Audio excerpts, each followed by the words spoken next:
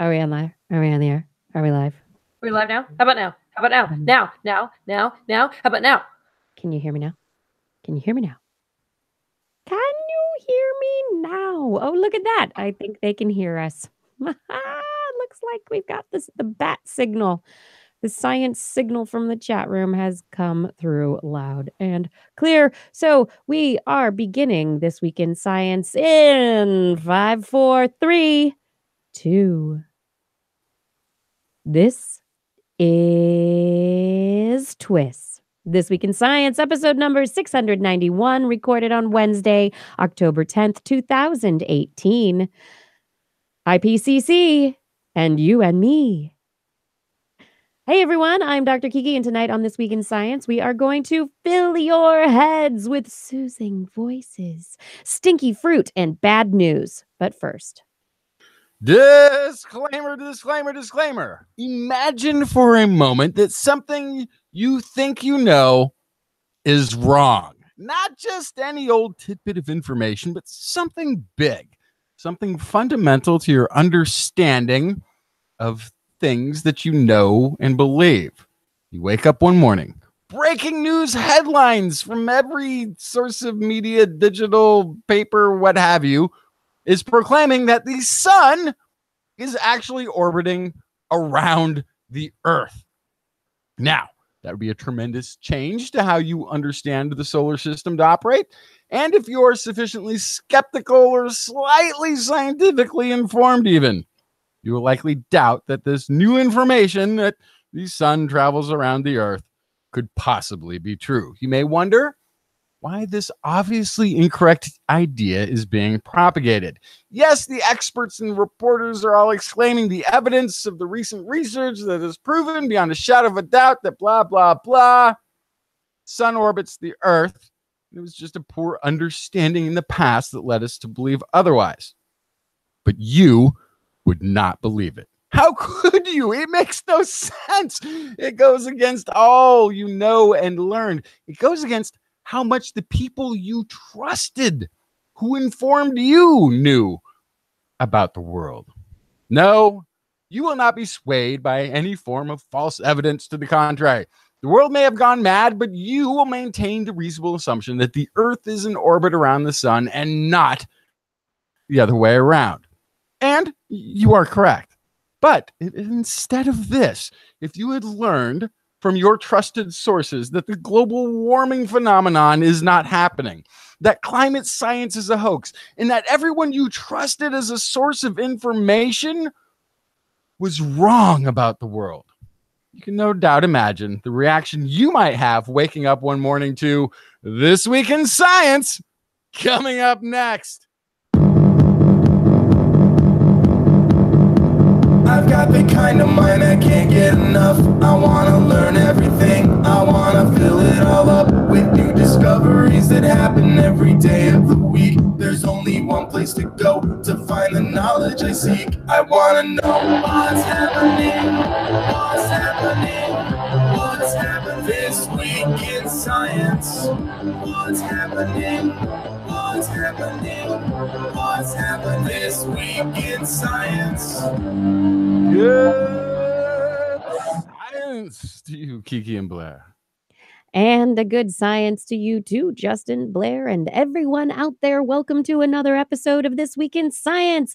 We are back, and science went on and on and on and on as it does. And it was a week full of wonderful stories.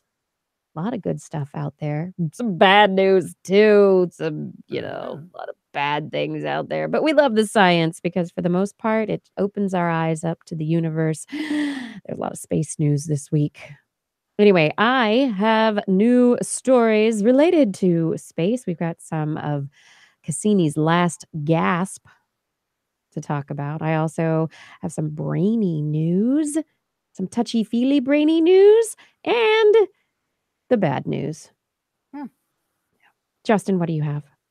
I've got galactic archaeology, some new news about Neanderthals of the past, and modern day Neanderthal home remedies. Modern day We'll see. I'm interested to hear about that. All right, Blair, what's in the animal corner? Oh, I have some fragrant fruit, and I have some marital mouse mischief. I also have some fish hooks. Fish hooks for catching the fish? Yeah. Or fishing for the fishes. It's all nice. All right, everybody, before we jump into the show and all the science news, I would like to remind you that if you have not yet subscribed to This Week in Science, you can find information about how to do so at twis.org. You can also find us all places that podcasts are found, and YouTube and Facebook if you are interested in connecting with us outside of the show. Now it's time for the news. All right, let's get it over with. The bad news first. You probably all have heard the IPCC climate report. Yes. Yeah, you too We're heard doomed. about it.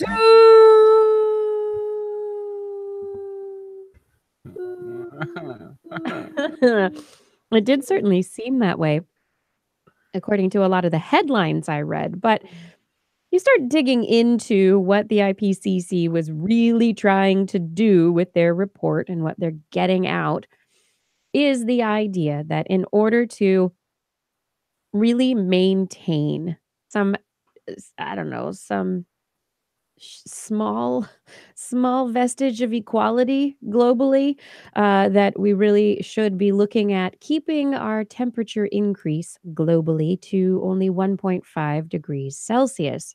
Oh, isn't it too late for that? By mid-century, yeah. And no, it's not too late necessarily, but it would take a lot of hard work because, as you well know, we've already increased it 1 degree Celsius. So we only have a half a degree of further warming to go to reach this new pivot point that the IPCC is proclaiming. But hand raised in the back of the room. Yes. This is the thing. The ocean sequestering cycle mathingany, doesn't that just kind of mean we're in for decades of increase regardless of what we change now? We are in for decades of increase, but there is the wonderful thing known as technology. Carbon capture is a type of technology that has been touted as a method of removing some of that carbon dioxide from the atmosphere. There are other methods of potentially getting methane out of the atmosphere as well. Maybe, trying to catch some of those pesky bits of gas before they head out of the earth based on our fracking needs. So anyway, the researchers and politicians who are involved in the IPCC report, which is based on over 6,000 published articles, scientifically published articles, they are pretty much saying, and this is Eric Solheim, executive director of the UN Environment Program, that net zero must be the new global mantra. And they say, this is Imperial College London's Jim Skia. He is the co-chair of the IPCC panel. He said at a press conference, frankly, we've delivered a message to the governments. What we've done is what the world needs to do. It's now their responsibility to decide whether they can act on it. See, there's the problem. Yes. We need to stop leaving it up to governments to decide things, because obviously they're not capable of making these hard decisions. And they are going to be very hard decisions, because the time period in which this amount of change, which they are hoping to get world governments to reduce the amount of carbon dioxide that's being pumped into the atmosphere by over 1 billion tons per year over the next decade.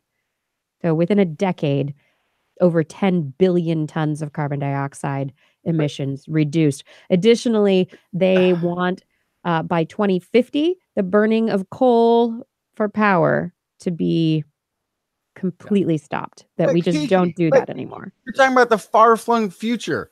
The mid-century 2050. I mean, that's like, isn't that like 100 years from now or something? Like, that's so far in the future. No, that's not. It's only like 30 years from now, and that's 2050. wait. And that's the You're right. that's the far-flung aspect of what they're saying. They really would like these changes made in the next 15 or so years, 15 to 20 years, so that we hit 2035 and have no increase of greater than 1.5 degrees by 2035.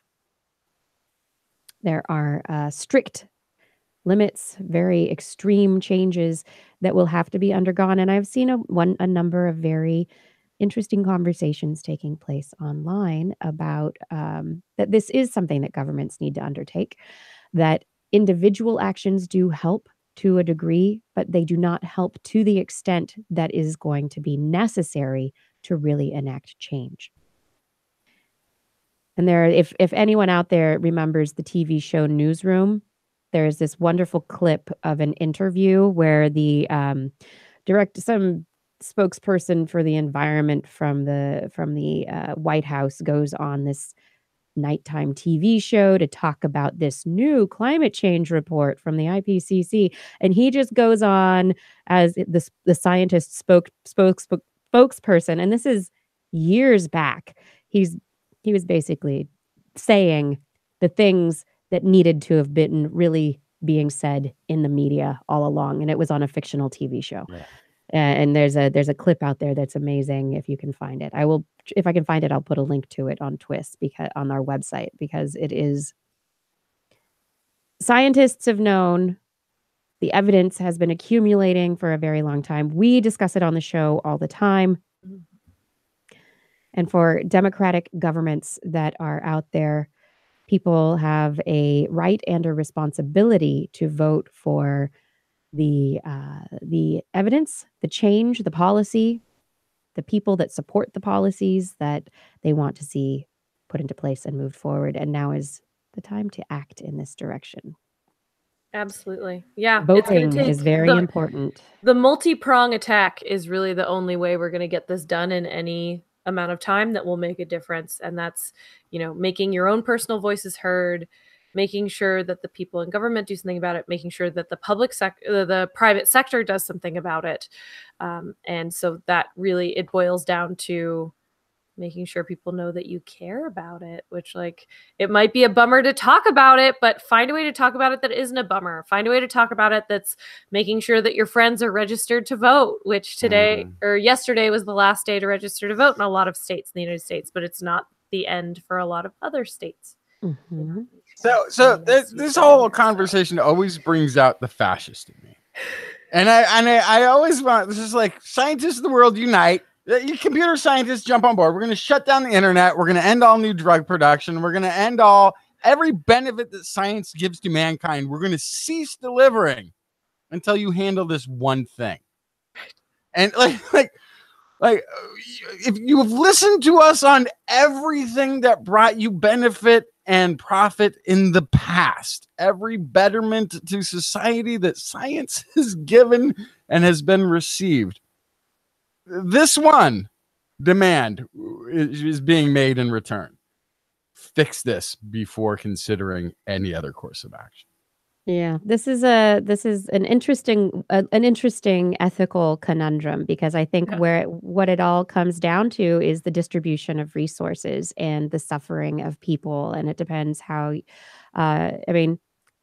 Degree and a half change will change things a bit, but things will stay almost business as normal, like they are now-ish.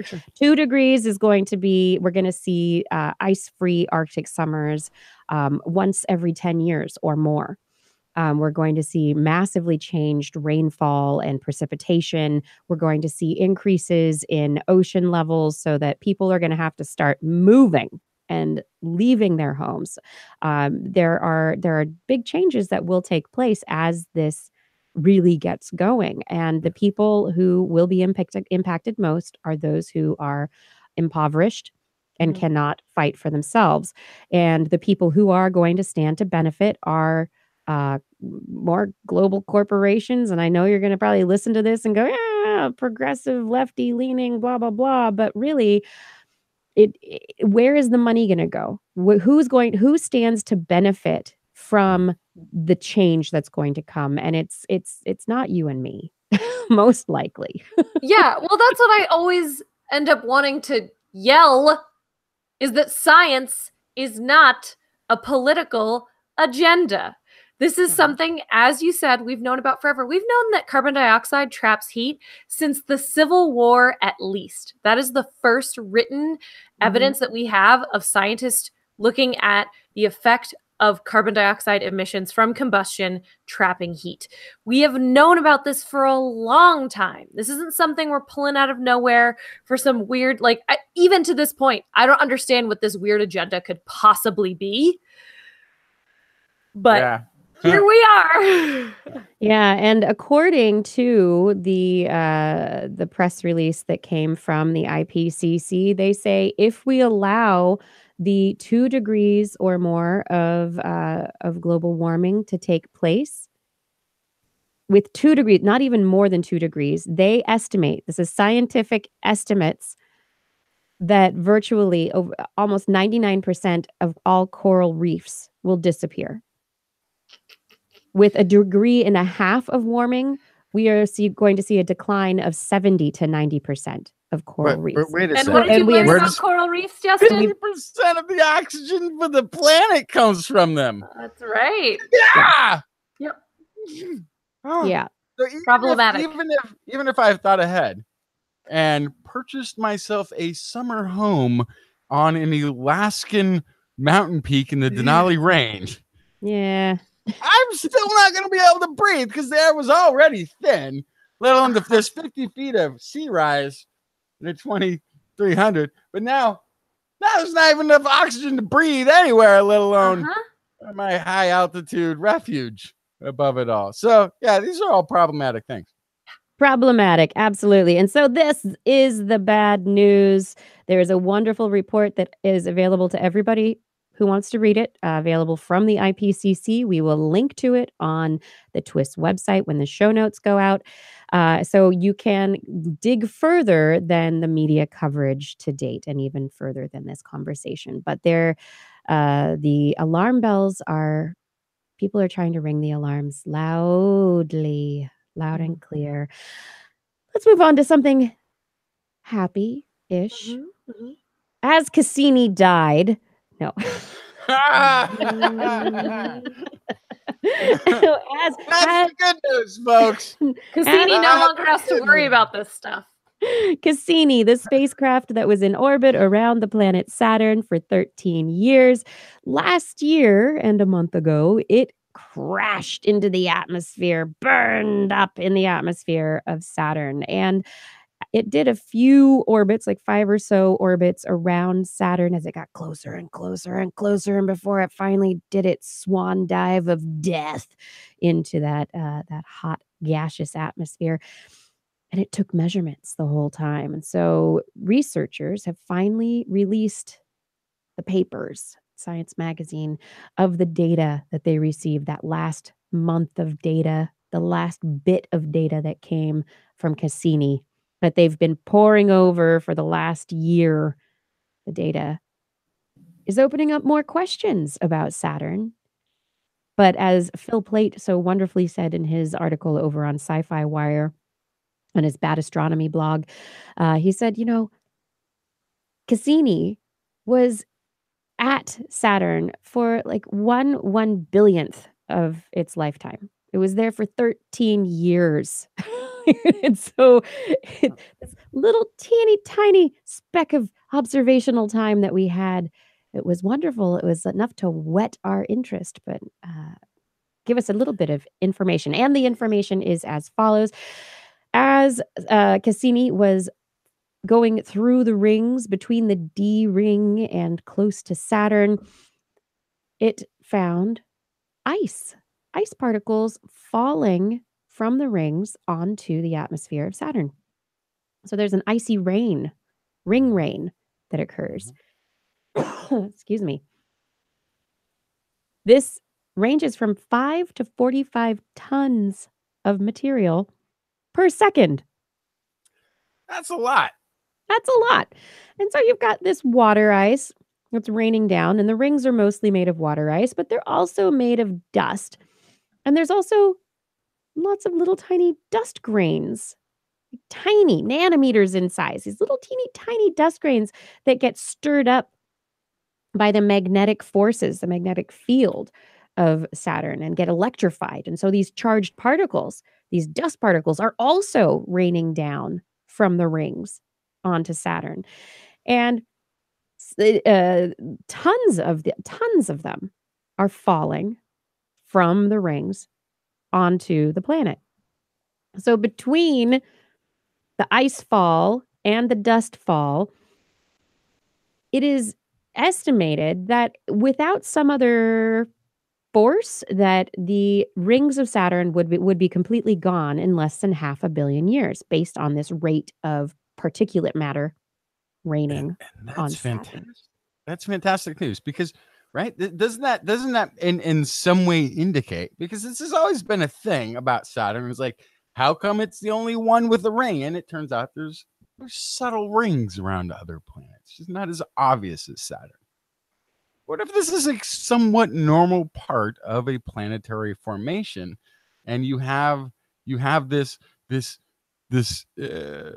ice formation in the cold of space around particulates that then rains down onto planetoids as a water delivery system? Possibly. So this is one question. The other questions about this is, well, if they would be ground down and disappear into the planet through this particulate rain over 500 million years, and we know Saturn's older than this means either that there's something replenishing the rings to keep them there, or that the rings are actually a lot younger than we thought. And so this is a very big question now. It's like, whoa, because we were thinking the rings were important to the planetary formation. And so it would be rings and planet kind of all forming at once. But if this rain is right, then that means they shouldn't have been there that long, unless there's something replenishing it. And what is replenishing it? They have no idea. No clue. Could be comets and asteroids, maybe the part of the rain and this increased rate of rainfall, ringfall that we observed was due to disturbances by comets or asteroids that passed through the rings and kind of messed them up for a bit. Well, Maybe something like that happened, and it was just a very short-term thing. And but is it just that there's 500 million years left?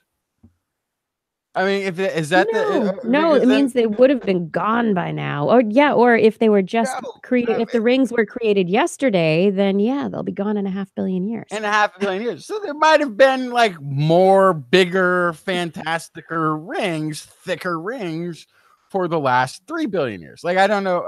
That's possible. Okay. Yes. There you go. Okay. Maybe. Yes. All right. Maybe yes. I don't know. But anyway, ring rain, super interesting. And another thing, similar to the Earth's Van Allen belts, these belts of radiation around our planet that are kind of these high energy particles that are trapped in around our planet by our magnetosphere. Saturn has these too. And they found a new belt of high energy protons that is trapped between Saturn and the inner ring. So there's like a new energetic belt of protons that's stuck right next to the planet, right in there. And so they don't know about that. But there's one more thing that's very interesting about the planet. So we know Earth has a north-south configuration, right? Our magnetic poles, we have poles, right? There's a little bit of wibbly-wobbly stuff to it, right? Our pole, everything kind of moves around a little bit, right? That line of the north-south direction, it moves a little bit. But generally, it's canted off axis from the central axis of our planet, or what we consider it to be, by about 10 degrees. So the magnetic field does not actually line up with what we think it should be based on the tilt and the spin of the planet. And so part of the generation of the magnetic field is the spinning of the planet, the spinning of iron, a dynamo.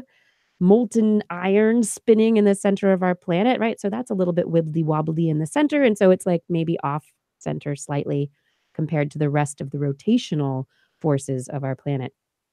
Anyway, Saturn, you would think that it would have something similar with its metallic, I think it's metallic hydrogen that they're thinking might be in the core. But they found its tilt is only 0.01 degrees. It's almost exactly in line with the spin of the planet, which is weird. And so what they're thinking is maybe because that if you have something spinning in the center, the likelihood that it's exactly right in the center is very slim. So maybe there's 2 layers of spinny stuff that are working together to make it line up with the planet. But they don't know. They have no clue. So anyway. I thought why we were offset is because we had some giant irony deposit that wasn't completely sunken somewhere up north, and that was sort of offsetting it. And our core isn't as wibbly wobbly. There's a wibbly wobbly bit, and then it gets really solid again at the core. So there's all this, yeah. There's the spinning stuff. That's just how a bowling ball made to hook works. Just FYI. FYI. Blair, with the many bowling trophies behind her, I think is just telegraphed that she may have a spiked bowling ball. No, that's how they're made, but also I don't have one of those. I'm not good enough to actually hook the ball. And she's got a remote controlled bowling ball. For sure, that's it. I went into the gutter, came back out again, and then hit a strike. Yeah. I don't know, but don't look at a boyfriend working a joystick in the back. Yeah. Well, there are other things. There's other material falling into the atmosphere, organic molecules coming from silicates and other things coming from the rings falling onto the planet. There are materials coming from the moons of Saturn falling onto the planet. There's electrical currents that connect Saturn and its D ring. So much stuff discovered in the last days of Cassini, and it's opened up new questions. People will be studying this for years, and hopefully one day we will send a mission back to this amazingly beautiful planet. There's more exploration for sure. This is This Week in Science. Justin, what did you bring? Let's see. What I got here in the doc for the first story? Okay. There's a star called Pristine. Actually, it's probably a bunch of stars with different number designations. But this one pristine star, maybe one of the oldest stars in the Milky Way, or so its atmosphere is telling us. Just after the Big Bang, universe full of hydrogen, helium, and not a lot of heavier stuff, not a whole lot of heavy elements, because these heavier elements are synthesized in the interior of stars, and there weren't any stars, so no heavy elements. In looking at this atmosphere, this is David Aguado. As the atmosphere of the star we have analyzed is very poor in metals, we can say with confidence that this is one of the oldest objects in the Milky Way. And of course, it is much older than the sun. That means our sun.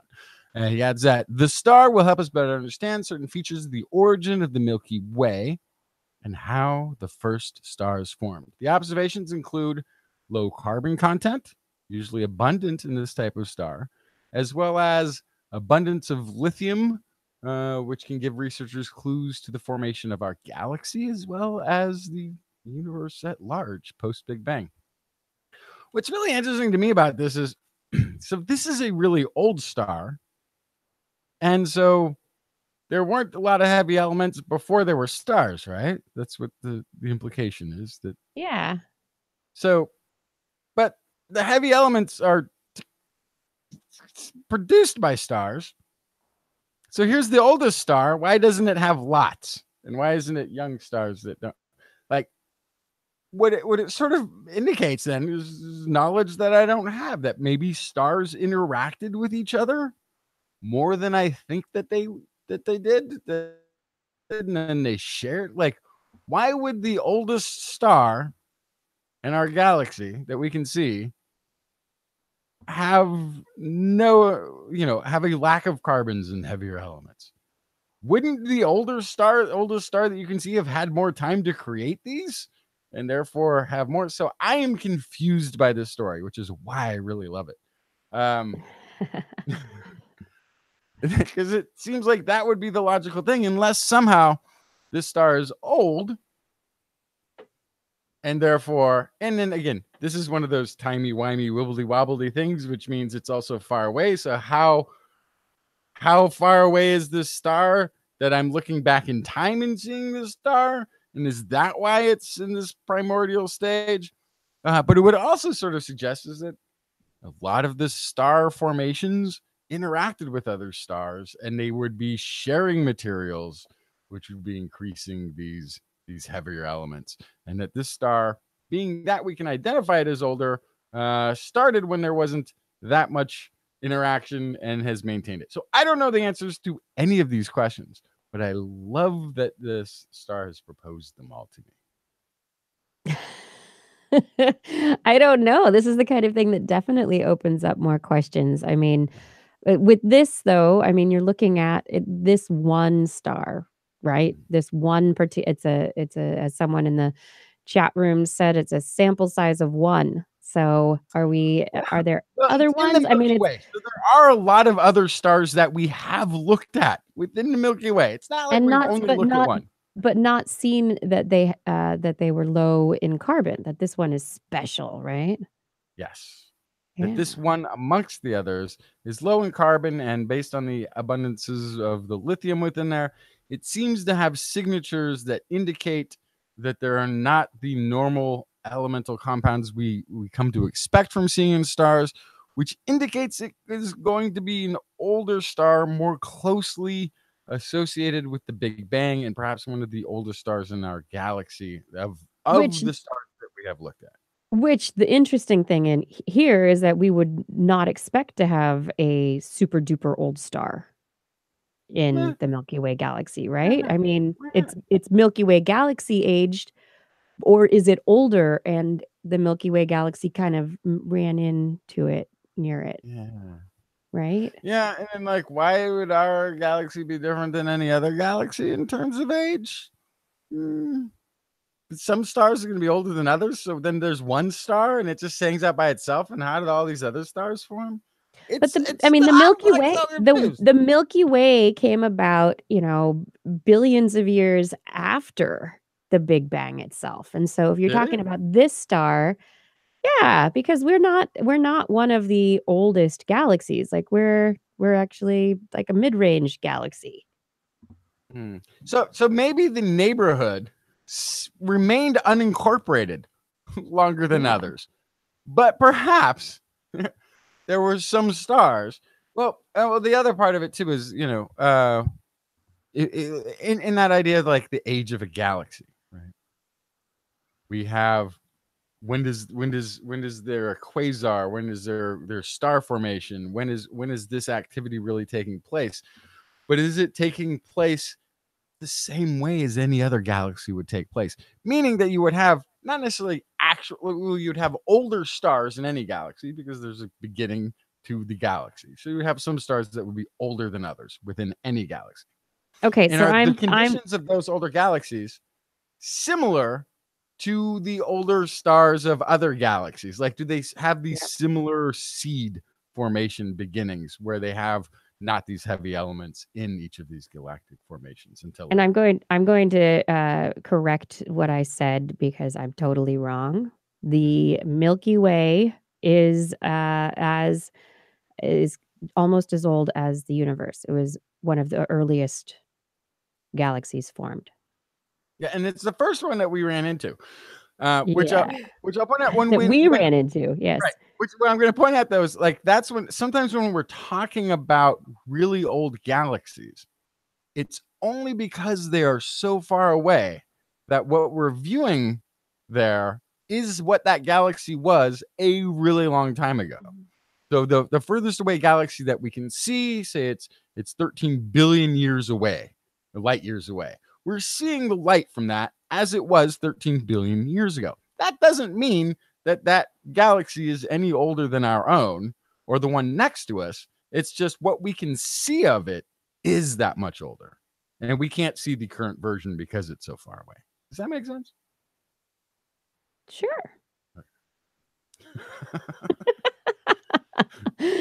Well, with all this sense making and star talking, I think it's time to talk some animals. Yes. Is it time for Blair's Animal Corner? I think it is. Yeah.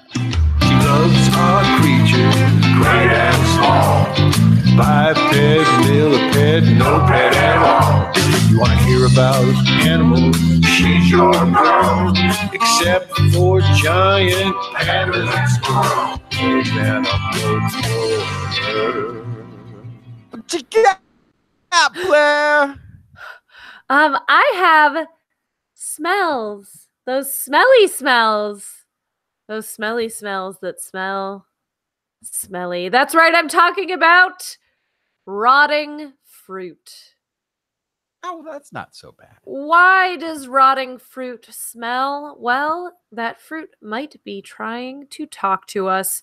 Researchers from Germany, Madagascar, and the United States banded together to look at fruit-bearing plants and why ripeness relates to a particular smell and rottenness relates to a particular smell, and if that has anything to do with seed dispersal. So other fruits we have identified in prior research have color change related to ripeness. And that color change is a signal to certain animals like birds. But in particular, this study was looking at fruits in Madagascar, where lemurs live. And lemurs are thought to be to not have the best color vision. So they call them colorblind. They say in this study, and there are many other studies as well, that say that lemurs they're only dichromatic instead of trichromatic, which means they can differentiate blues and greens, but not reds. It's actually quite analogous to how colorblind people see. Or you when you're not wearing your Enchroma glasses. Right. I will, as a big fat asterisk on this, say I did some digging, I could not find any research that specifically identified lemurs as dichromatic. So there's this expectation that pretty much all mammals that are not primates, that are not higher primates, are dichromatic. We have had on the show other studies that have said that maybe that's not true. So I'm going to say jury's out on that. But in studies behaviorally with lemurs, we have noticed for sure that they have trouble discerning certain colors in behavioral tests. So we're going to go with that. There are also specific genetic markers on specific types of lemurs where the females have better color vision. So it sounds good, but that's like my weird super technical asterisk I have to put on this. Okay, so anyway, assuming that lemurs do not have great color vision, that means that color signals from fruit would not be very helpful to them, particularly things like mangoes that turn kind of reddish, things like avocados that go from light green to dark green. These more subtle color changes might be problematic for lemurs. So in this new effort, researchers went to figure out if scent had anything to do with identifying fruits. So they collected 434 unripe fruit specimens and 428 ripe ones from the wild of Madagascar. They took lemurs and wanted to see kind of which fruit they chose. They found that they also made sure to collect some fruit that was colorful and some was not. The lemurs didn't care at all about what color the fruit was, but they were very consistently looking for the fruit that was twice as aromatic. The ones that they picked were twice as aromatic as the ones that they did not pick. And that aromatic element was only when they were ripe, not underripe, not overripe. The fruit eaten by birds, they noticed, didn't change smell at all, and so they were often neglected by the lemurs in this study. They always sniffed the fruit before eating. So when they were videotaping these lemurs eating the fruit, every single time took a nice whiff before they bit into it. And in general, they really only chose the fruit that was ripe. So the idea is these fruits have specific smell signals, a lack of smell until they are ripe, a good smell when they are ripe, and a bad smell when they are overripe. So that means that, they don't want to eat it when it's not ripe enough because the gametes are not to the point where they can develop into new plants. And if they're overripe, then the little baby plants are no more. So they don't need to be dispersed. So the idea here is fruit, not just adapted to be tasty so that these animals will eat it and poop it out later, but the smells are specifically so that these animals eat the seeds at just the right time. So this begs questions, right? This begs the question: is this sense of smell that we are identifying because we are primate-ish in our origin and are like we're attuned to a ripened fruit because that's a great place to eat the fruit? Or is this something that the plant has produced because there's a right time for it to be eaten that's been selected throughout its history? And then why would it be smellier when rotten?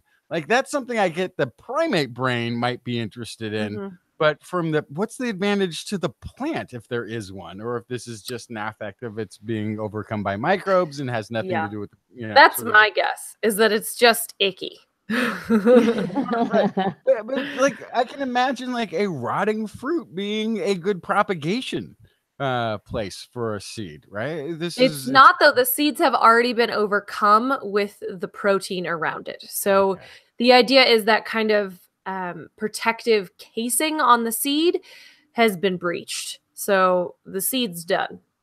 So if the fruit is rotting, the seed is bad. So you don't want to eat it, but you want to have a nice ripe fruit that's easy to eat and tasty. And so you go for the right scent. So the lemur will eat it, run away, plants, and then poop it out. You know that plants and the fruit flies take the other stuff. Yeah. You know plants talk to each other and signal each other. Yeah. Not hard to imagine that plants would send signals to a lemur. There you go. Yeah. Yeah, absolutely. So fruit, there's a lot more going on than we may have anticipated. So I want to talk about mouse marital troubles. California mice are really interesting mice. They are not gregarious. They are loners. They do not like sharing their space or resources, except that California mice are monogamous. Most rodents are promiscuous, but this particular rodent, the California mouse, once bonded with a partner in their natural habitat, they do not mate with other mice unless their partner dies. So we talk on the show all the time about monogamous animals, and usually when we say that, we just mean that in a breeding season, they don't. 1 year. Yeah, for 1 year. There's a very small cohort within that of animals that are very consistent from year to year. And so this is a group of animals that is extremely monogamous from year to year until their partner passes. So in a study from University of Wisconsin-Madison, they wanted to see how kind of this duality of being extremely territorial, being very vocal about being territorial, mixes with this monogamy and how it's kind of all affected. So they paired 55 males and 55 females. They recorded body language and vocalizations when they met and again after 2 weeks. And then as the pairs bonded, they recorded how these vocalizations and those communications changed. Over time, they became less aggressive and more affiliative. Now, one of the reasons I loved this story is that it has an amazing recording of that sound. That is a mouse at 5%.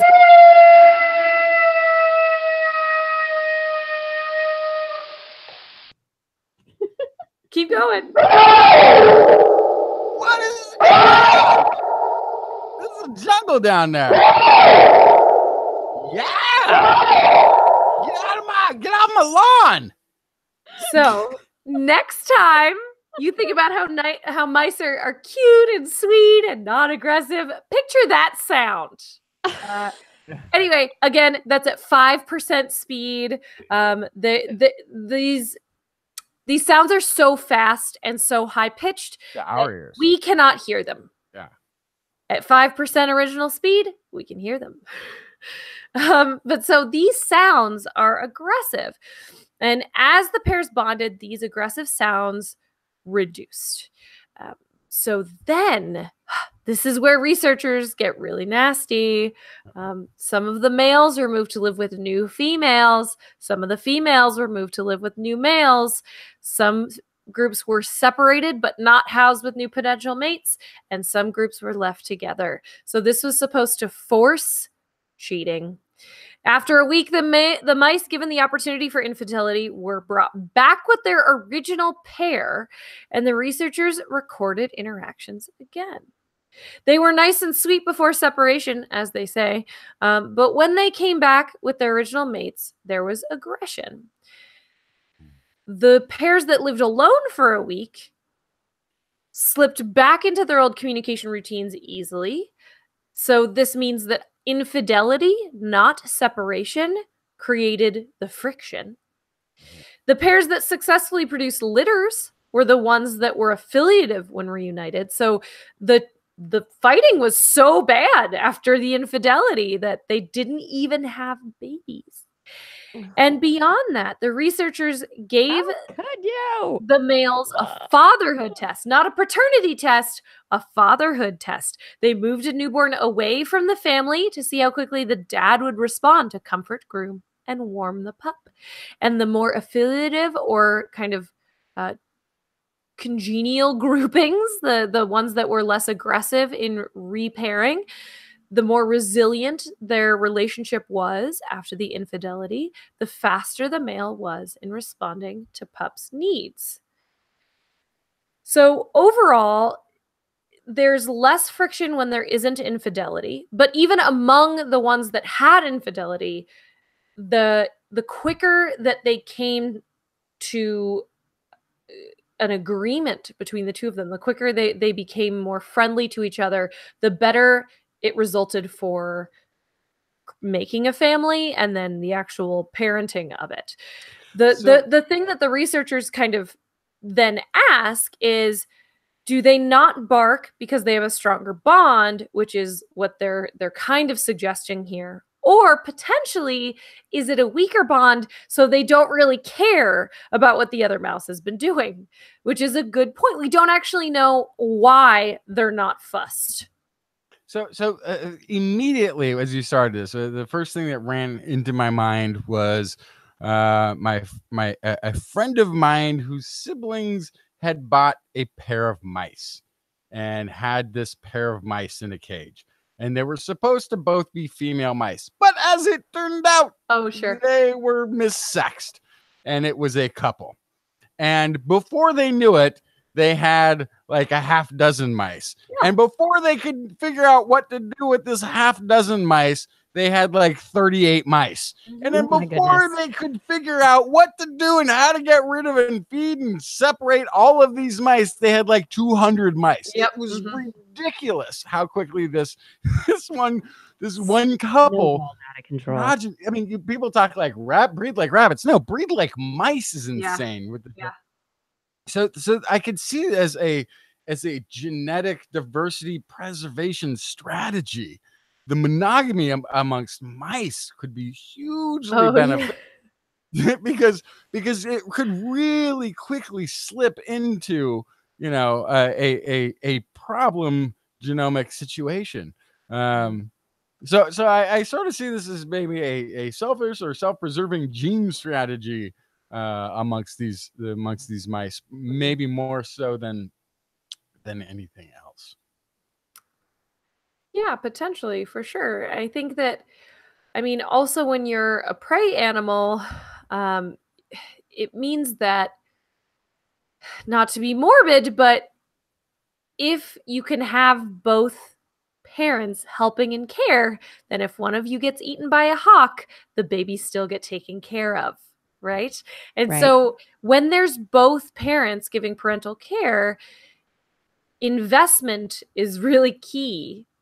And if it's a question of, there's all these different factors that you're not sure which is causing which. So the fathers could be better with their babies when they get along, the parents get along because they got along because there wasn't cheating. And so he knows that those babies are his babies.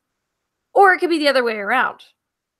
It's very difficult to know kind of where in this line, because infidelity could create different parentage of babies and you wouldn't know who the baby daddy is, right? Exactly.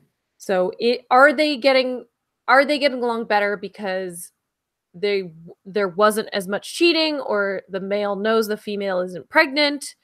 Is that part of the question? There's so many factors because they get pregnant so quickly. Right. It's a good question.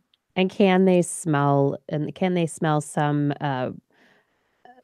relatedness factor? Can they smell themselves somehow? Do they recognize? Is there a histocompatibility complex that they recognize olfactorily? Yeah. Yeah. Great question. Yeah. Mice are complicated, I think, is what I've learned on this day. Mice more And complicated than you thought. That was a beautiful sound. That was a beautiful. There was a howling like a wolf and then like a roaring like a lion when you slow these things down. And for these mice who are probably living at that speed, they live much faster than we do. They hear at that speed. So they're hearing Can you imagine?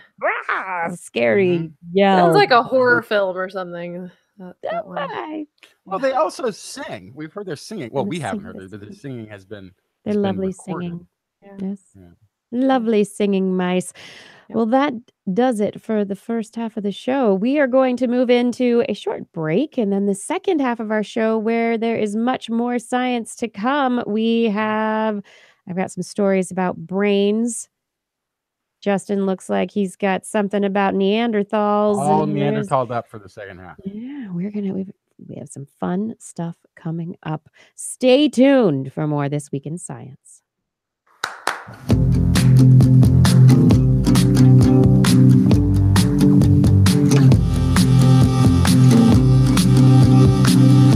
Can't explain things you've heard more than intuition. A line of reason shows the way to go. New conclusion. The methods of hypothesis and patience are the only things I need.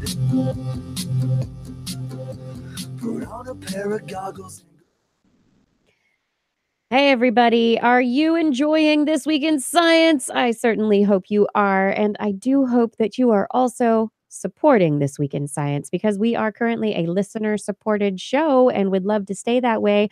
If you can manage to support us and keep it listener-supported. That's listener. You, the listener, supporting this podcast that you enjoy every week. Let me tell you how you can help TWIS out. That's right. You want to help us out? You want to keep this podcast in your ears, on your YouTube eyes? Then listen up, kids. You're not all kids. You're kids of all ages is what I mean.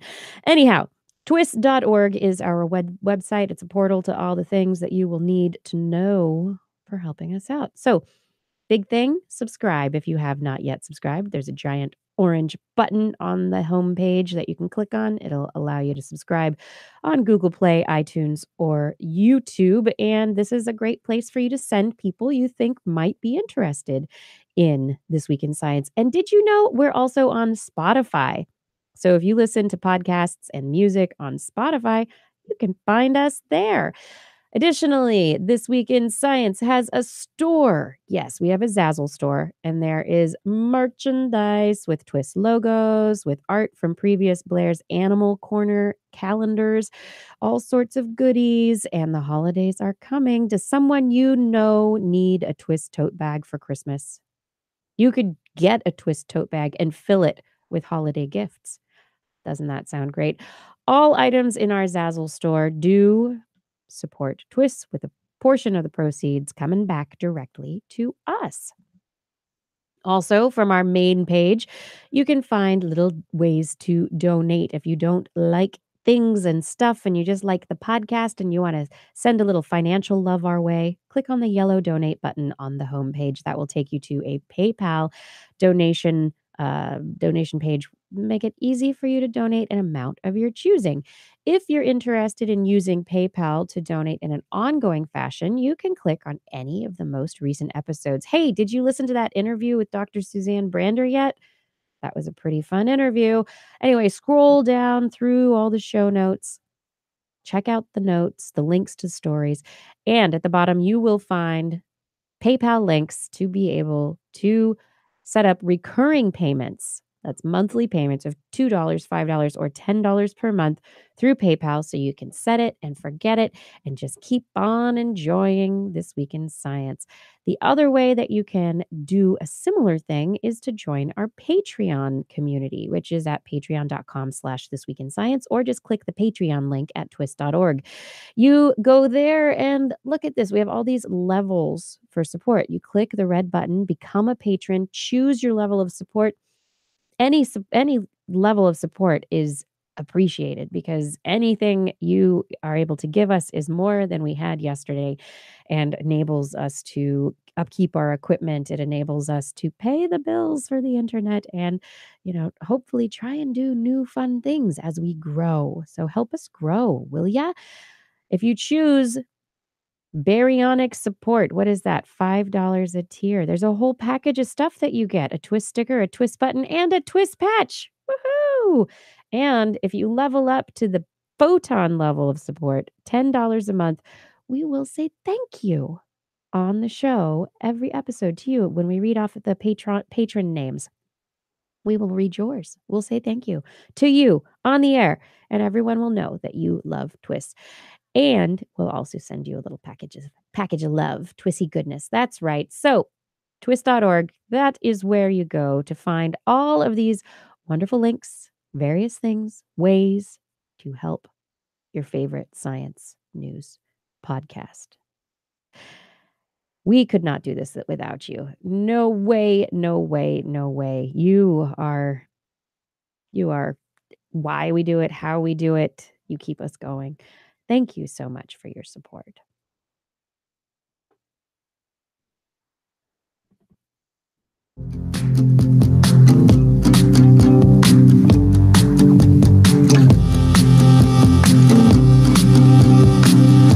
Can't explain the things we've heard with more than intuition.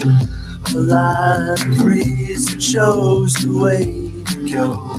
New conclusion. The methods of hypothesis and patience are the only things I need. Put on a pair of goggles and go looking for the things I couldn't see. The answers lie somewhere within this scatter plot. Our first assumptions were correct. And we're back to This Week in Science. Kiki, what do you have? Yes, we are back. I have, that little segment of the show that we like to call This Week in What Has Science Done For Me Lately. All right, so this one comes in and a listener writes, another one for What Has Science Done For Me Lately. Listening to podcasts, this one included, has prepared me for a little sideline advocating vaping as a stop smoking aid. I have read the science, helped by the podcasts I listen to, mostly This Week in Virology, where I learned to read scientific papers. This means I have been able to filter the science for the public, provide references and facts to them. I've done my part to help save potentially millions of lives by switching smokers to vaping. None of this would be possible without science. Thanks for all the work you do. Regards, Richard. P.S. I switched to vaping years ago and knew it was better than smoking, but science proves it to me and others. How cool is that? Nice.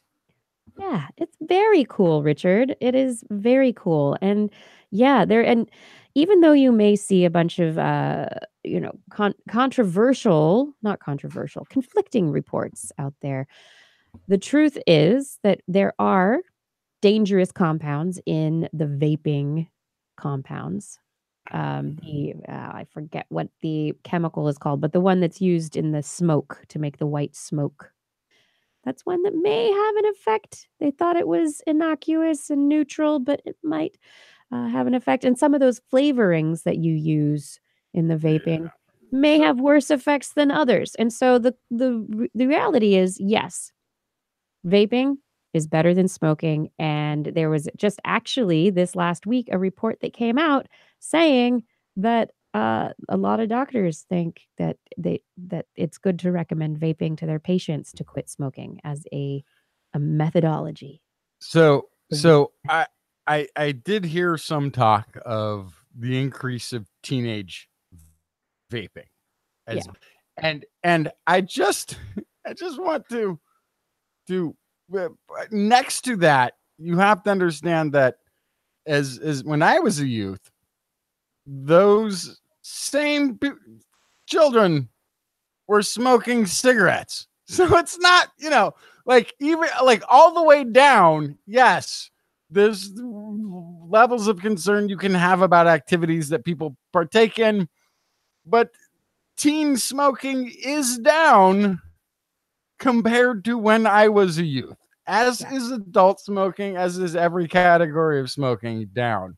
So the fears of the rise of youth vaping is actually, there's the other part of the thing is the reduction of youth smoking cigarettes, tobacco. So yeah. Well, I think just the quick edit is, I think one of the arguments is that there's flavors, right? And so it's impossible to know if the exact same person in an alternate universe without flavored vape liquids would also smoke a cigarette. It's impossible for us to know that, right? So it's tough. It's a question of I think transitioning from cigarettes to vaping is great. Trying to trick children into smoking is not great. So you have to kind of identify cookie flavored vaping, right? But the youth of yesteryear would have been cigarettes, even though it tasted like donkey butt. There was. Is that the latest flavor? The latest flavor. Or was it camel butt? I think it was camel butt. Was actually a brand of cigarette. Well, but the way it works, the science suggests, if you are not a smoker, picking up vaping is not going to be healthy for you. Yeah. But if you're a smoker, picking up vaping might be more healthy for you than smoking. There you go. And if you're looking, this is the science. That's the science. That's the and you want to waste a house full of money on a paid house, a paid off house by the time you're in your middle ages, on something ridiculously useless and pointless, some sort of pointless addiction, vaping is the better alternative. And Justin knows from which he speaks. From whence. Yes. So Richard, anecdotal evidence. Richard, thank you for your letter. Thank you for writing in about your experiences and how science is helping you help others. And for other people who have written in related to vaping as well. This is a topic that seems to have hit a chord with people. And so I find it very interesting. Thank you for writing in on this. Everyone else, if you have not written in yet, please write me a note. Let me know what science has done for you lately. What is it doing for you today? Let's keep talking about this. Send me a message. Our Facebook page, it's This Week in Science on Facebook, or you can email me, Kirsten, KIRSTEN, at thisweekinscience.com. We're going to keep but perhaps no more from the vaping lobby. I think we hit the quota. We have a quota for now. Yeah. Anyway, old news. Let's talk about some Neanderthals.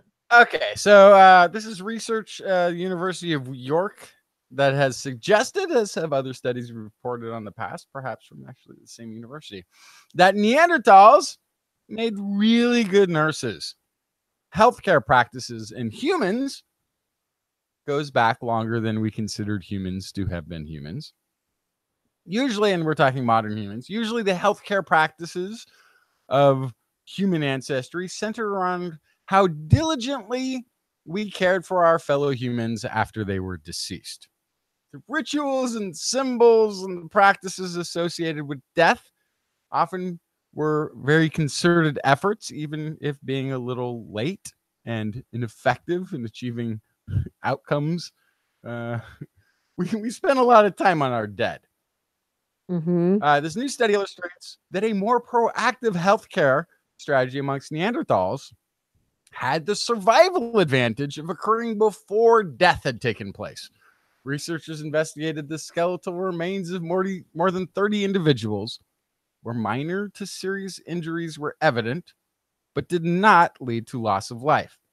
The samples displayed several episodes of injury and recovery, suggesting Neanderthals must have had a well-developed system of care for these individuals to have survived. So part of Neander history, as we understand it now, is that their hunting strategy was completely lacking in projectiles. Meaning, when they went after the megafauna thing, the beast of meat that they would be consuming later, they had to go right up to it, jam a spear into the prey, and then probably hang on to it, not wanting to lose a well-crafted implement or tool. Right, it's And valuable. So, yeah, it's very valuable. You don't want to let go. Just, thing could run off. You never see it again. So a lot of injuries took place amongst the Neanderthals. It was a rough life. Dr. Penny Spipkins, that's a beautiful name, Spipkins, from the University of York's Department of Archaeology says, Neanderthals faced multiple threats to their lives, particularly from large and dangerous animals. But in popular culture, Neanderthals have such a brutish and strong image that we rarely thought too deeply about their vulnerabilities before now. We have evidence of healthcare dating back 1.6 million years ago, but we think it probably goes further back than this. We wanted to investigate whether healthcare in Neanderthals was more than a cultural practice. Was it something they just did, or was it more fundamental to their strategy of survival? All right, let me guess. They had insurance for all. Yeah, well, So Bernie dates back that far? I didn't think he was that old. They must have looked out for the least amongst them, because these are small groups, right? So this is, I'm going to go back to Quotey voice. The high level of injury and recovery from serious conditions, such as a broken leg, suggests that others must have collaborated in their care and helped not only to ease pain, but to fight for their survival in such a way that they could regain health and actively participate in the group again. So it meant that others in this small group, this small community, had to take on extra work, extra hunting, more activities in order to provide for those who were no longer able to participate in the hunt. This is a striking statistic. More than 80% of the Neanderthal skeletal remains known to archaeologists display several injuries, some of which may have required simple remedies, such as food and rest, but others that would have required serious levels of care due to high risk of life. And this could include things like being carried. This is a somewhat nomadic people, being carried from one location to another, not being able to hunt for themselves, so having to be provided food despite the fact that they were unable to participate. Neanderthals lived in small groups, so any one loss of life was particularly significant to the survival of the whole community. Injury over disease was the most common threat, as Neanderthals didn't live in the type of environment that was considered to be high risk for pathogens, which is also outside quick note and is actually going to lead into the second story I brought about Neanderthals. But Neanderthals inhabited pretty much the same regions of territory for hundreds of thousands of years, so that compared to the wandering nomadic modern humans who have been encircling the globe in somewhat gypsy vagabond fashion, right? For just the past tens of thousands of years, their immune systems likely didn't run in novel pathogens as humans have been bumping into. So our understanding of running into pathogens is probably accelerated, maybe above any other life form on this planet, just because we travel so far. But We're all over the world. There's so many of us, and we yeah, travel. we go into different ecosystems where there's different fungi, different allergies, things we have not encountered, pathogens and viruses we haven't encountered before.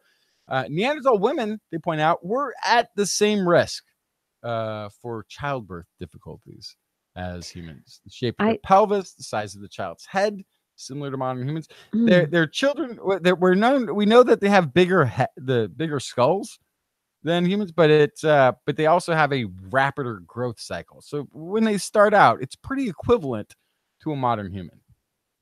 So I love the idea from all of this, though, how it's bringing around the, smaller groups.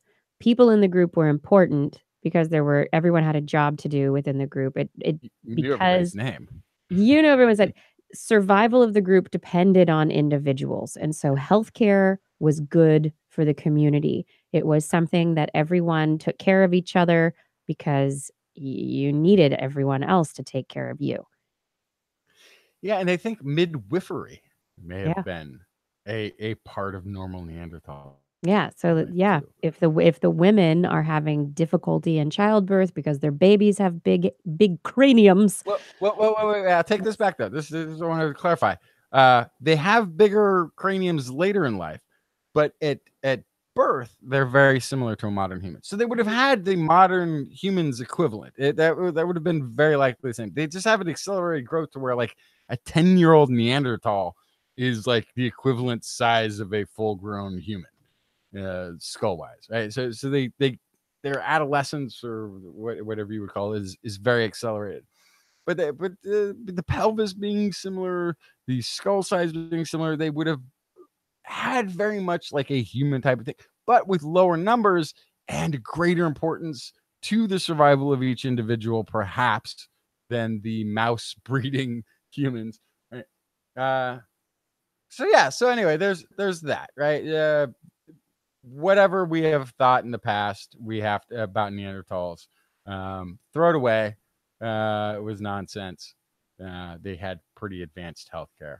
Now, before vanishing completely-ish, some 40-ish thousand years ago, Neanderthals, we know, interbred with modern humans.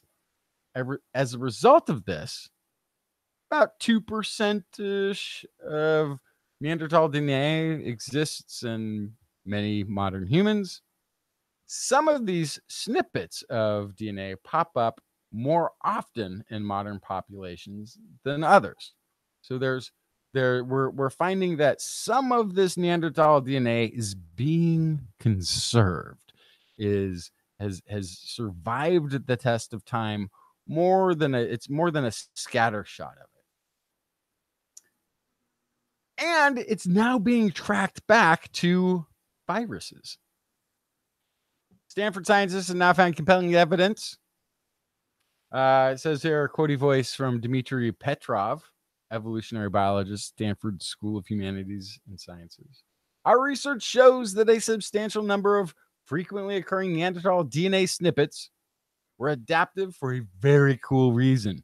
Neanderthal genes likely gave us some protection against viruses that our ancestors would have encountered when they first left Africa.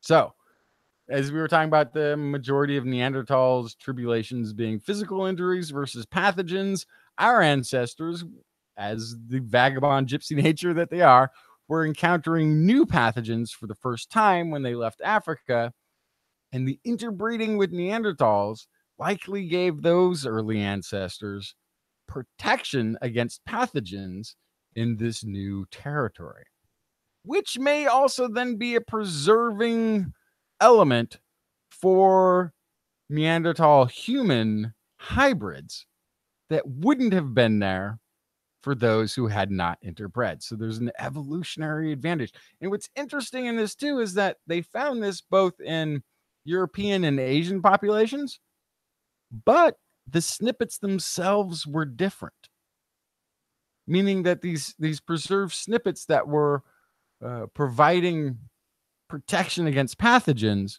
were specific to regional pathogens. So a beneficial healthcare advent of Neanderthal human hybridization, the healthcare aspect of Neanderthals and humans. This is a big, again, if nothing else, we should bring back Neanderthals, as Blair once suggested, to help with nursing and healthcare industry, which is going to have a lot of demand for jobs in the future. And apparently there's a genetic predisposition to being good at healthcare, which Blair has suggested on the previous show. Lies. Blair's All shaking lies. her head. No, it's true. Like, I think this was the thing. This is the first time we had agreed on the show. I'm pretty sure. I mean, this would all make sense, though. That's really interesting to hear about these genes, because Neanderthals were experiencing their own viruses, pathogens that their immune systems were good at fighting off. And then humans came around and were like, oh, who are you, strange people? And then the interbreeding happened. And yeah, that would have, yes, the immune system mixing, the admixture would give humans an advantage. And it kind of illustrates too, like, well, even then it sort of tells a story of, even if human Neanderthal interactions were very small, even if this hybridization events didn't occur with great frequency, those who benefited from resistance to pathogens would have better survived a early plague or early, regional epidemic. Can you have a regional epidemic? Is that a thing? Regional, the interactions of disease and early hominins, those with hybridized immune systems maybe survived better. And so even if that interaction of modern human back then and Neanderthal very just one-off here and there, those people survived, and their genetic input survived better. So which goes against what I would prefer, which is it was just a frequent normal thing. Like, people back then didn't care. But it's interesting to think that it's also interesting to think that the humans moving into Asia, or the humans mixing up with the Denisovans, all these different subgroups. It's probably not just Neanderthal, but probably all of these different subgroups, mixing, interacting with their own hepatitis or influenza viruses, and the body's coming up with genes resistant to those viruses and then being able to pass them on. And that's, probably happening many times, many times. Well, and we interacted with groups who had been exposed to the regional pathogen for 400,000 years, and so it makes sense that those offspring would be able to contract the benefit of that. Yeah. Speaking of the benefits of things, we all benefit from having a brain. Some days more than others. That's right. Well, when we talk about the brain, we know that the human brain is split down the middle by the corpus callosum. There is a tractive axonal material that goes back and forth between the two hemispheres, and that the two hemispheres, they act pretty independently, but just kind of talk to each other, right? They do coordinate. You like your art side and like your math side. Yeah. But we do know that, for instance, in vision, the left eye is the light that comes into the left eye. It is trucked over to the right side of the brain for processing in the visual system. If you are going never understood why this thing. If you're going to move your right hand, then the activation to make that movement happen is in the part of the brain that's in the left side of your brain. The left hemisphere. So left hemisphere control the motor cortex there and the premotor cortex, they control the movement of the right side of the body. So when you're moving the right, it's the left part of the brain that's doing the work. Do we have any explanation for why that is? No, we Okay, don't. It's okay. very right. It's very strange. It's very Everything strange. crosses over. It crosses over. So it crosses over in the brainstem or it crosses over in the spinal cord, depending on what signal is being sent, whether it's a motor signal or a sensory signal. But there is this transfer, this cross-body transfer that occurs. However, a new study out this last week in the Journal of Neuroscience kind of added to some research looking at the movements of limbs in people, and have evidence that the ipsilateral, or the same side of the brain, actually is involved in coordinating movements somehow. They haven't shown that you can actually control movements on the same side of the body from the same side of the brain, but they did implant electrodes into the brains of epileptic patients and get them to move their arms around and measure the electrical activity in both sides of their brains while they were undergoing epileptic surgery for their epilepsy.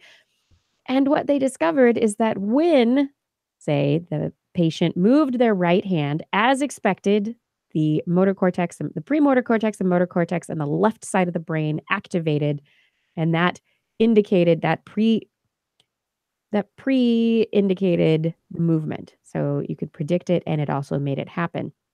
They also saw coordinating activity through which they could actually predict exactly what movement was going to happen. After they measured the activity in the same side of the brain enough times, they saw it happening. They're like, oh, the right side of the brain's going, this is going to happen. And they could actually predict what movements were going to take place based on the activation in this ipsilateral hemisphere of the body. So this is interesting because, as you said, Justin, why is there this cross-body control? What's going on? We don't really know. And it's just part of the way our bodies are set up. And so beyond that, understanding that how the ipsilateral, the same side of the brain, is involved in the coordination or the prediction of the movement that occurs, that can help people who have undergone stroke or surgery for brain damage, that have brain issues that minimize or reduce the amount of use one side of their brain can have. So maybe understanding this better will help people in therapy. Maybe it'll help people move better. Maybe it will help us create robots that we can control with our minds better. Ah!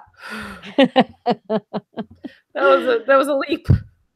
Not so much. Yeah, not so much. I mean, this is a proven experiment of monkeys operating robot arms with motor cortex firing. So exactly. This has been done already to an extent. But they were, looking at the contralateral side for that control of the robots, these brain computer interface devices. Dummies. Why not look at the whole brain? Why not see what is going on there? Yeah. So there is much more to be investigated here, and this does open up questions as to why the same side is doing anything. What is it doing? Why is it mirroring that activity that's happening on the other side of the brain? Our brains seem to be coordinating with them.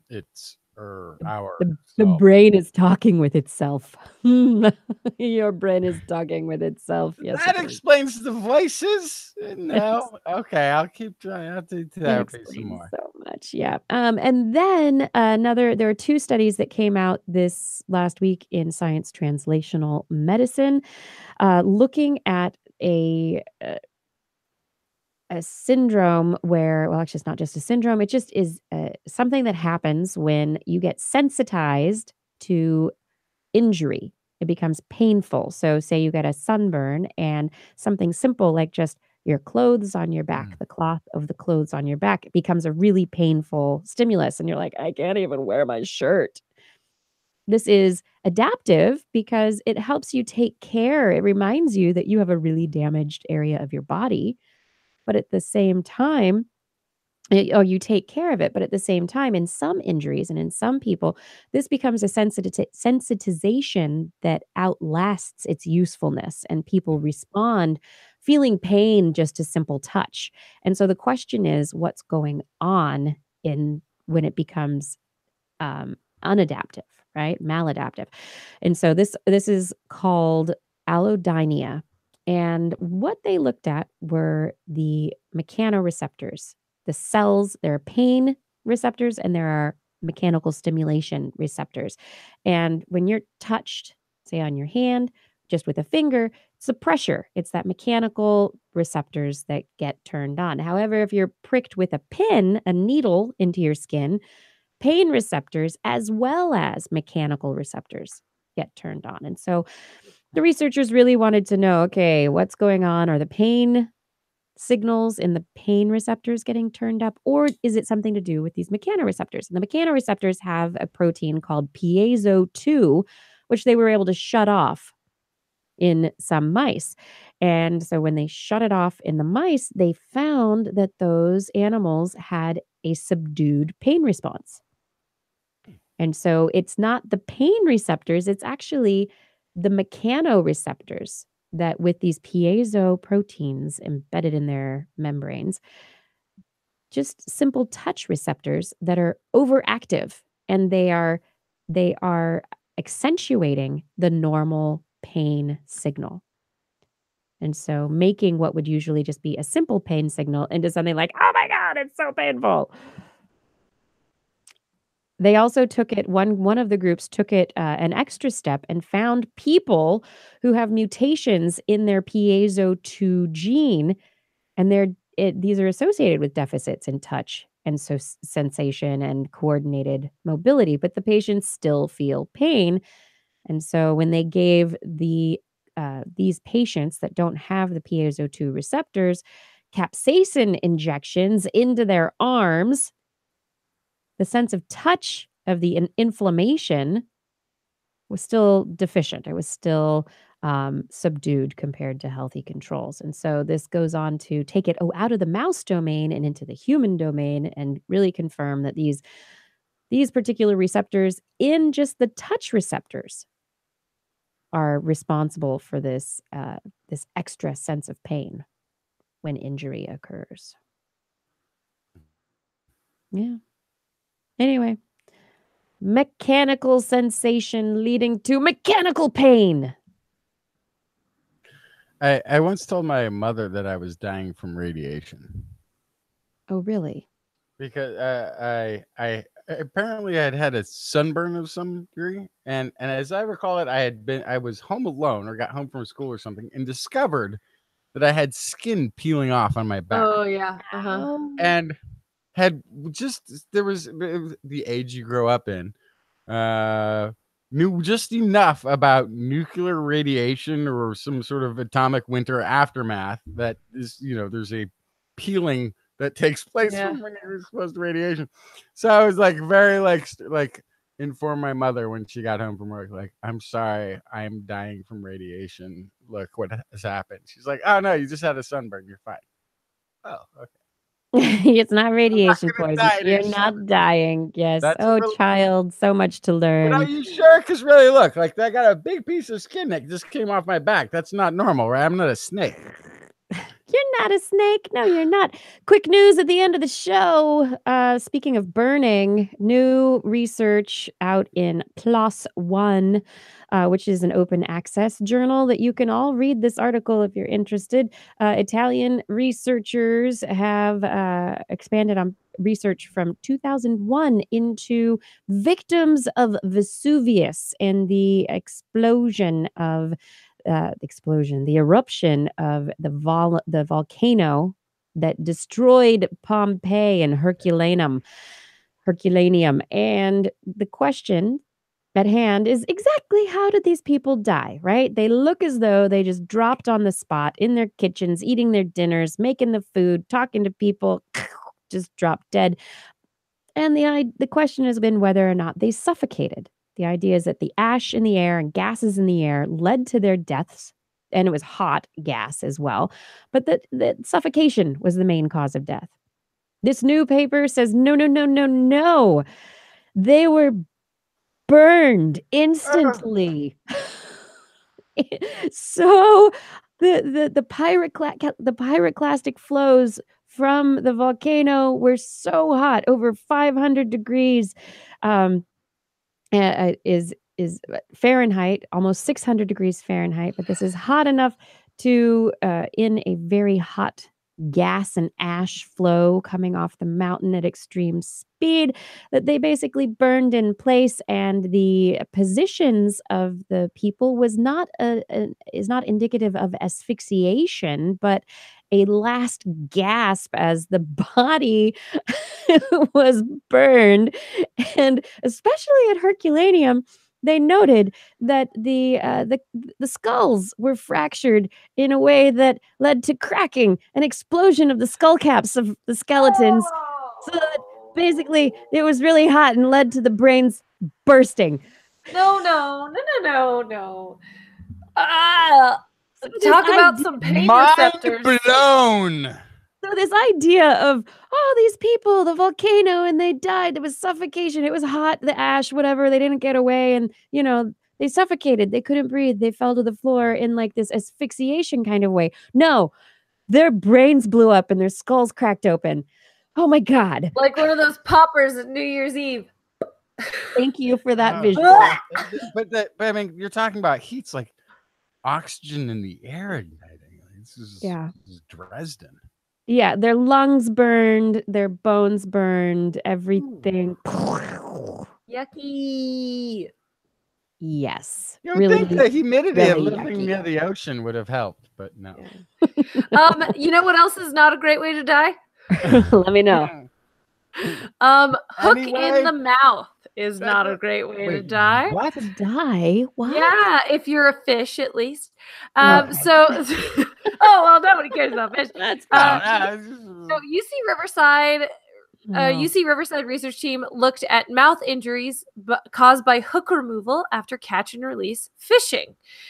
So if you catch a fish, it's not one you're going to eat, or heaven forbid, it's a endangered specimen. You might gingerly take the hook out and toss it back. This research paper is looking at whether that actually does anything. So looking at the biomechanics and hydrodynamics of suction feeding, they looked at the fact that the fluid dynamics are such that suction, which is how most of these animals eat, is decreased from the hole caused in the hook. They grabbed some fish, they stuck them in a lab, and their feeding was indeed hampered by having this hole in their mouth, which makes nothing but sense. But what's really interesting is the model did not check out with the actual reduce in performance in the lab. So there's the reduce in performance in the lab was actually greater than the model of just having a hole in your mouth. And so there's a suggestion here that catch and release actually has additional impact on fish's ability to feed. If it hurts, if the healing process is affecting it, if it damages nerves, we don't know any of these things. And so catch and release might not be this harmless recreational activity that we may have assumed it is. Well, tell that to the piercing salons. Yeah. You're not eating by going like this. Right. One needs only watch one or maybe two John Wayne movies, westerns. They have to be the westerns, to know that if you are struck with an arrow, you are never to pull it out, because the barb will do more damage than it going in. So I think I'm curious, and exactly what you're saying, Kirsten. Perhaps instead of pulling out the hook, just cutting it off or leaving it in there. Interesting question, Justin. Then there's a piercing instead of a gap removal. I hate to poke a hole in your logic there, but in this study, they did not use barbed hooks. But they still removed them. Yeah, just you a just needle. slide It's them just out. basically Yeah, It's leave just it a in curved there. needle. So now you got like a little lip loop, and you're like a hipster fish instead of a suction hole fish. yeah. Yeah.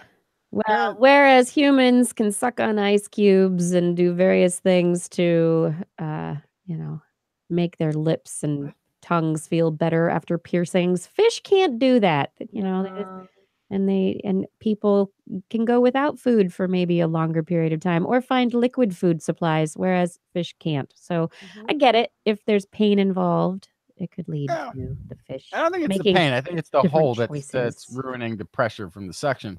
But that's why I'm Well, suggesting so they're saying the leave model hook isn't in. enough. But The if you model leave- isn't enough for the change in pressure. So my guess is it's nerve damage. Okay. So then leaving the hook in wouldn't help.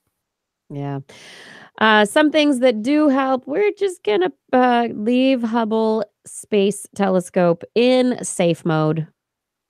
That's what we're going to do. We're going to leave it in safe mode because one of its gyroscopes that it uses to orient and take the beautiful pictures that it takes, it just isn't working anymore. Not going. But this wasn't a surprise. In fact, the lead engineers and researchers said this is something they've been expecting for a while, and in fact, they were thinking of powering it down, putting it in safe mode back in the spring, but they were like, maybe we can get some more time on it, and so there are 6 gyros in total, and they get it to work with a combination of 3 at a time, 2 at a time, or 1 at a time, and so there are 3 remaining gyros available for use, and they are technically enhanced according to NASA.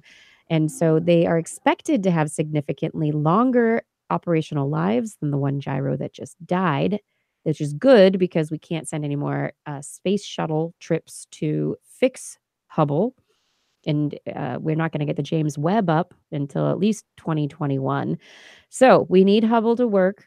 But 2 of the enhanced gyros are working right now. The third one isn't doing what it's supposed to. So they're trying to figure out what to do. And they're saying that maybe they'll end up going into 1 gyro mode and hold the second gyro in reserve. But you never know. Hubble will still work. Right now it's in safe mode while they're trying to troubleshoot and fix it. And it'll be back taking nice pictures. And hopefully it will keep working until we get something else up in the sky to take amazing pictures. We hope. We hope. I love Hubble. Hubble gives me good pictures of the universe to look at. Come on, Hubble. Hubble just recently found an exoplanet moon. All exciting stuff. Yeah. You can do it, Hubble. You know what you guys can do? If you need a calendar for next year, you can head to This Week in Science's website, TWIS.org, to pre-order your calendar now. That's right, you can. Blair has finished the artwork. We are going to be making the calendars soon, but get your orders in. Pre-order. Get in. Get it while the getting's good. And we hope that you do. The calendars will be coming to you. Does that do it for our show? I think that's all I brought. All right, that does it for another episode of This Week in Science. Thank you to everyone for watching the show in our chat room. Thank you for being there and chatting. YouTube, thank you for being there and chatting. Thank you to Fada for monitoring the YouTube chat room, for help with social media, and for descriptions on YouTube. Thank you so much for your extra work this last week to get the interview with Suzanne Brander taken care of.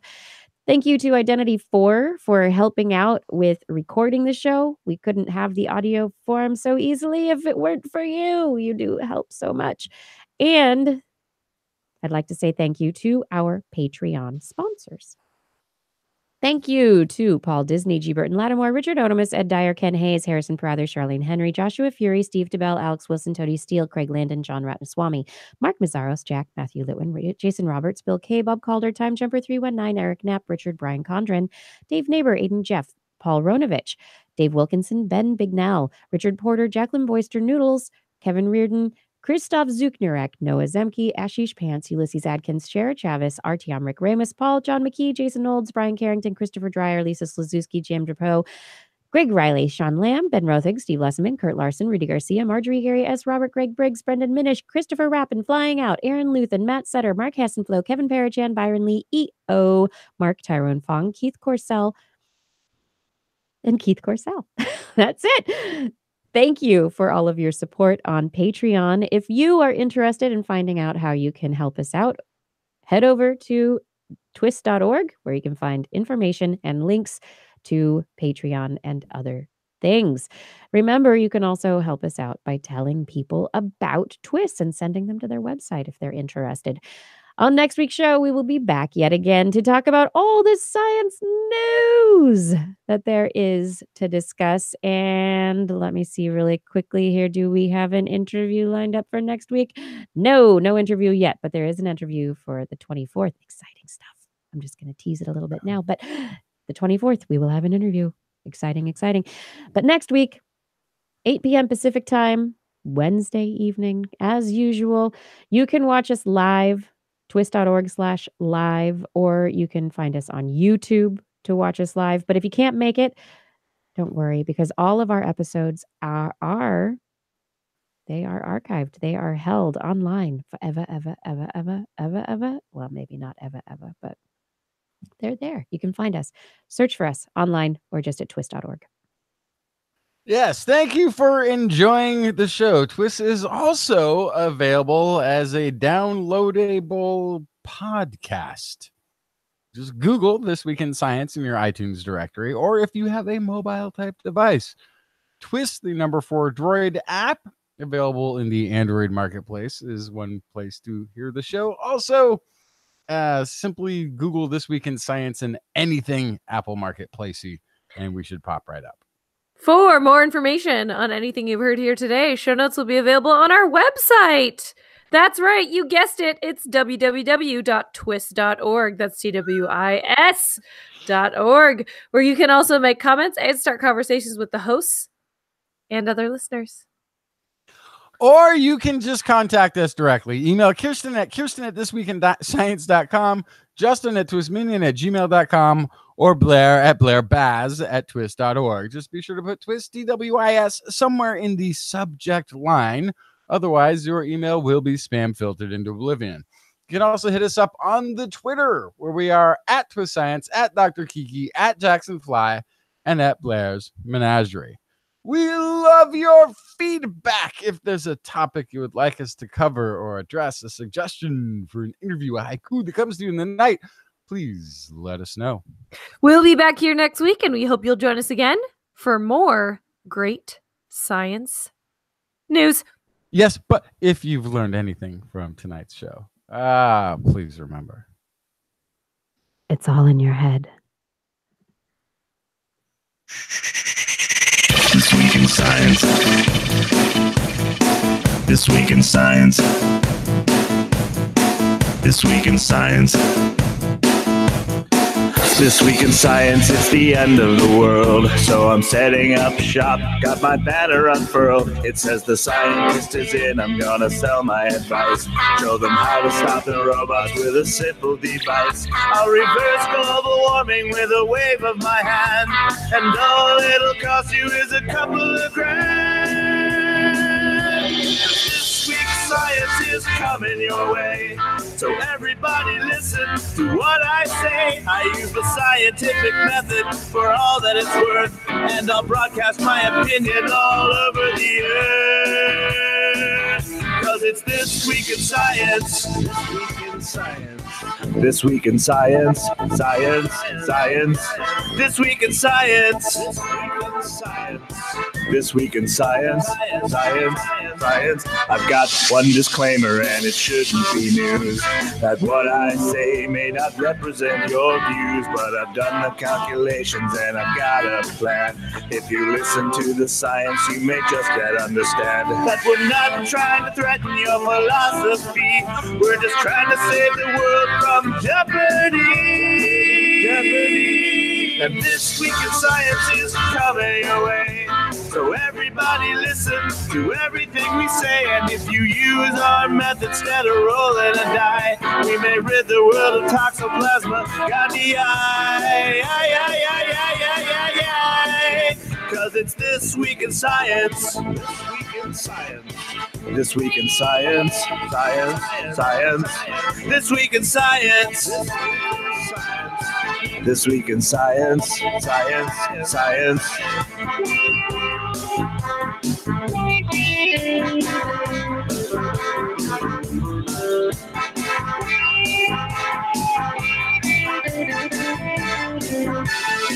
I've got a laundry list of items I want to address, from stopping global hunger to dredging Loch Ness.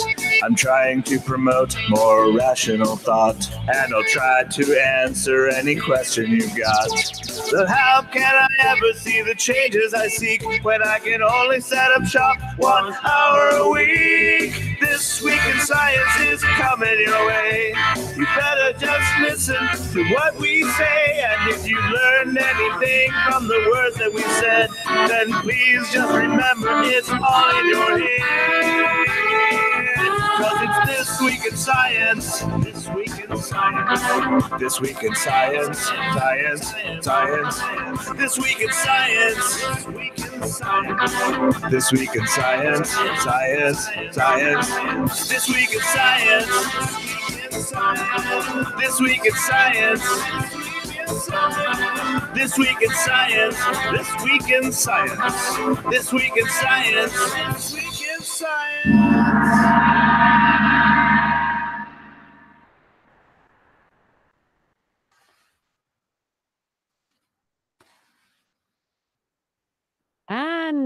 And we have come to the end of another episode of This Week in Science, full of bad news, bursting brains, and fish hooks. It's funny. I try to avoid teasing the stories that are at the very end of the show because I know I'm going to cut them for the radio version usually, which is why I would love our show to be just 90 minutes if we could possibly do it. Yes. Possibly do it. That would be great. That would be great. We got closer. We did get closer. We're a little earlier this time. We're down a little bit, but we talk and we talk and we talk, which is great. I love talking with you guys. My dad wants to know if the TWIS calendar was done wearing the color adapting glasses. Yeah, so no. No. I in the last 4, I picked out my pens with the glasses on, but then I did the fine work again without them on. Because the problem is indoors, even the indoor glasses makes things a little bit darker. So it's really hard, especially the little dot stuff, to be able to do that if it's too dark. So it was getting kind of frustrating for me. I also ended up doing a lot of these with my glasses on because when I do very close, fine things, I like to have my glasses on because contacts don't work super well when you're doing this. Also because when you do art, kind of like how when you're video gaming, you don't blink as often, and so my eyes dry out if I'm wearing contacts. Yeah. So I can't wear the color corrective lenses over my normal glasses. So again, I use them mostly to pick out pens. But to pick out the pens. So you get it started. You get an idea of what's there and what you're working with. Line them all up. Actually, the other day, I was on a conference call and we're looking at a spreadsheet that had data that was color-coded. And there are a bunch of colors I couldn't tell apart. And somebody actually asked me, Blair, is this bad for you? Can you tell them apart? And I was like, oh, yeah, there's some colors that are really hard. And one of them has been following me on Instagram. And she goes, oh, do you have your glasses? And kind of chuckled. And I went, I do have my glasses today, and I grabbed the indoor glasses and I used those with my computer screen, and I could tell the colors apart. It was so cool. So especially with the bright computer monitor, the kind of the added darkness of the indoor lenses doesn't bother me as much. So, question. So you put the glasses on, you could see.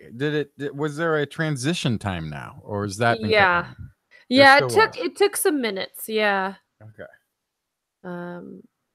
It starts out very subtle, and then minutes later in the conversation, I looked over and I was like, "Oh wow, that's yep." I can definitely tell. So something occurred to me since our last conversation on this subject, where we were discussing whether or not the intensity of colors was relative, and then I realized in telling and lost in the moment was the fact that there's certain colors that are used for normal vision to people as colors of alert. For instance, cones, which I think I used an example, are orange. Right. The pylon is used to let you know to slow down your car, to be aware of danger, to take caution in some situation, which means that instinctively we have addressed certain colors to be yelly at right. us, right? To shout things in our direction. A hot pink color is something that is by design to sort of attract attention. An orange color is a cautionary thing. It jumps out from the rest of the colors. So I only thought of this after our last conversation about whether or not colors were as shouty or as distracting. Right. But yeah, I think even though having colored vision, you become sort of accustomed to these things to a degree. There's reasons that we use certain colors as alerts or as danger or as caution or as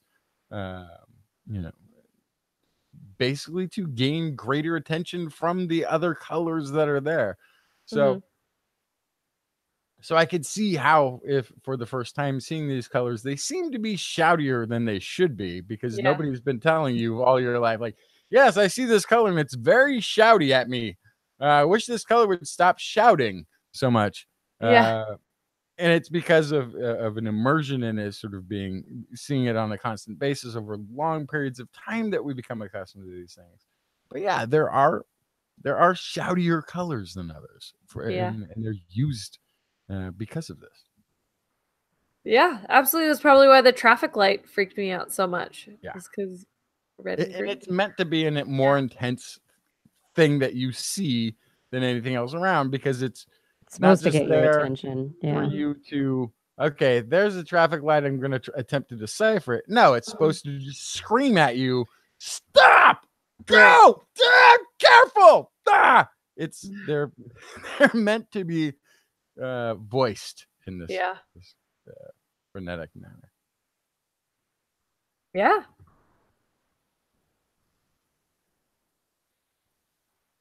That's very true. I'm looking over a producer's note from earlier in the rundown, and it's indicating that we have a hard out. Did we already achieve that, or is this not technically part of the hard out? I was just trying to get us to go shorter. Okay. I do have to get going though. I am heading to Washington D.C. tomorrow. Oh. Yeah, I'm going to the National Association of Science Writers annual meeting. I'll be meeting with science writers. There's a Bay Area science conference thingy in San Francisco. The Science Festival. Yeah, the Bay Area Science Festival at AT&T Park. Yeah, the Bay Area Science Festival takes place over a whole week. And there are events all over the Bay Area. There should be some in the East Bay, the North Bay, the South Bay, and in San Francisco itself. It culminates in an event at AT&T Park where kids can come to and all that kind of stuff. So that's a big thing. Yeah. But we're not part of this year. We have never been part of it. Specifically this year. Specifically this year, we're not. Okay. And why?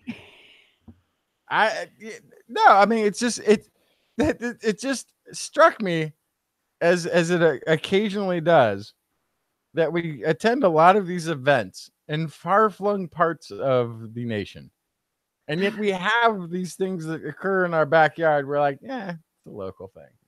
It's a local thing, yeah. It just seemed to. Well, we do Sketchfest. Yeah, this is true. No, I think Sketchfest, but we didn't get invited this year. We didn't apply this year. I didn't get an Sketchfest? email. Huh? Did you apply? No. Oh, Yeah, is it too late now? I'm sure it is. Oh. I didn't get any emails for the application. No. Oh, I was supposed to respond to those? Yeah, it was all you, You Justin. gotta like This is have on you. these open conversations more often because I have these emails where I'm like, I'm sure somebody's I'm sure on it. you did. Yeah, maybe it's in my spam. So I guess my Bay Area Science Festival emails, I should have responded to those too. Look, okay. Yes. I'm gonna start forwarding every email that I get onto the rest of the crew because apparently you should. Did you guys, because I sign up for the email lists when we show up to these things. Do you guys not do this? Nope. Okay, there's the thing. Yeah, and no, I and assume that somebody else is already on it because I obviously have no planning capabilities within my repertoire. Yeah. I always wanted to do something with the Bay Area Sinus Festival. Science Festival. Science Festival. The Science Festival. Yeah, I guess I can tell you all about it. Yeah, I guess I just kind of kept waiting for them to. Oh, never do this. Yeah. No, I got to be more proactive and annoying. Just be like, not it's not. Here I am. How do you think everybody else is there? So okay, so here's the thing. I hear the words that you're speaking, and in response, I will say good night, Blair. Say good night, Blair. Good night, Blair. Say good night, Justin. Good night, Justin. Good night, Kiki. Good night, everyone. I hope that you have a wonderful, wonderful sciencey week. We'll be back again next week with more science news for all of you. Join us on social media. Is that it? That's it.